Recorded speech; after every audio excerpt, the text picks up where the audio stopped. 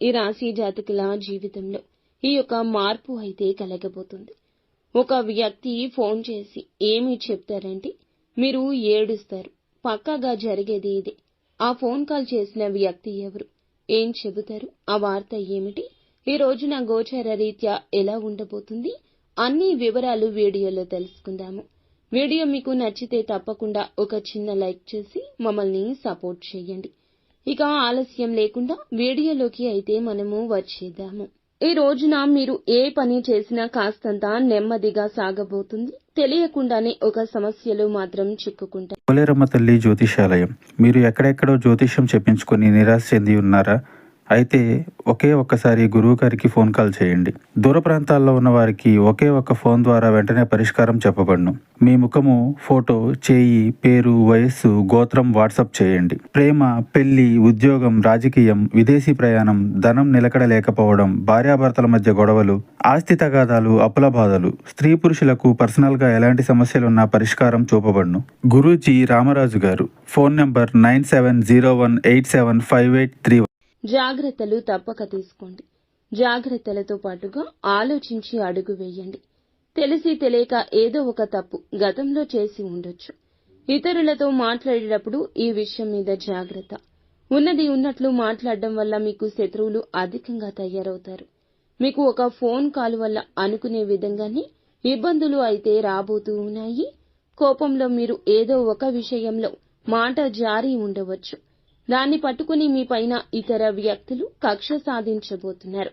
మీకైతే ఖచ్చితంగా నిందలు రాబోతూ ఉన్నాయి. నమ్మినా నమ్మకపోయినా ఇదే వాస్తవము. ఏదైనా విషయం గురించి నిజాలు తెలుసుకుని మాట్లాడే ప్రయత్నం చేయండి. ఎక్కువ మటుకైతే మీరు మాట్లాడకుండా సైలెంట్ గా ఉండడమే మేలు. అయితే ఖచ్చితంగా ఈ రోజున ఈ ఫోన్ కాల్ అయితే వస్తుంది. తెలిసి తెలియక తొందరపాటు వల్ల చేసిన తప్పు వల్ల మీరు తిట్లు తినబోతున్నారు. మీకు తెలియకుండానే అది జరిగి తీరుతుంది. కానీ మీపై నిందలు ఖచ్చితంగా వస్తాయి. ఏదైనా మాట్లాడేటప్పుడు మాత్రం తగిన జాగ్రత్త తీసుకోండి. 1-2 సార్లు చుట్టుపక్కల ఉన్నవాళ్లే మీకు శత్రువులు అనే విషయం మీద ధ్యాస ఉంచండి. ఏదో విషయంలో మీరు కోపంలో ఏదో ఒక మాట తూలి ఉండొచ్చు, జార విడిచి ఉండవచ్చు. దాన్ని పట్టుకుని మీ పైన వారు ఖచ్చితంగా కక్ష సాధించే యత్నం చేస్తారు. మీరు వెక్కి ఏడుస్తారు. నిందల పాలు కాబోతూ ఉన్నారు. ఏదైనా విషయం గురించి నిజం తెలుసుకుని మాట్లాడడం చాలా వివేకము. అయితే ఒక ఫోన్ కాల్ రూపంలో మీకు మాత్రము తిట్లు అయితే కలగబోతూ ఉన్నాయి. దీన్ని ఎవ్వరూ తప్పించలేరు. మీరు చెయ్యని తప్పుకు కూడా అబాసు పాలు కావచ్చు. ఒక్కొక్క దానికి సంబంధం ఉంటుంది. ఈ మాసంలో ఈ రోజున మిశ్రమంగా ఉంటుంది. ఏ పని చేసినా నెమ్మదిగానే ఉంటుంది. తొందరపాటు నిర్ణయం మంచిది కాదు. కుటుంబంలో ప్రేమలు పెరగబోతూ ఉన్నాయి. పాత ఆరోగ్య సమస్యలు తీరిపోయే అవకాశం ఉంది. కుటుంబంలో ఉన్న ఆరోగ్య సమస్యలు కొంతమేర తగ్గుముఖం పట్టొచ్చు. ఈ యొక్క రాశివారు, వీరికి శత్రువులు అధికంగా ఉంటారు. ఏ పని చేసినా కానీ ఈ యొక్క రోజున నెమ్మదిగానే సాగుతుందని ఒకటికి పలుమార్లు గుర్తుంచుకోండి. కావున ఏ పెట్టుబడి పెట్టొద్దు. ఏ నూతన నిర్ణయం, ఏ నూతన కార్యక్రమం కోసం తీసుకోవద్దు. ఇబ్బందులు అనేవి మీకు చెప్పి రావండి. కావున జాగ్రత్త వహించడం మీ వంతు.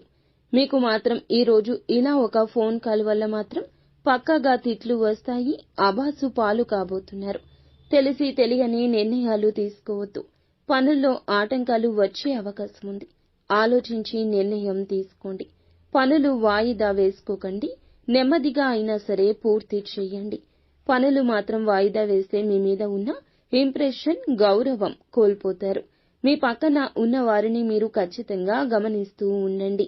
పనుల్లో అయితే ఇబ్బందులు పక్కాగా వస్తాయి.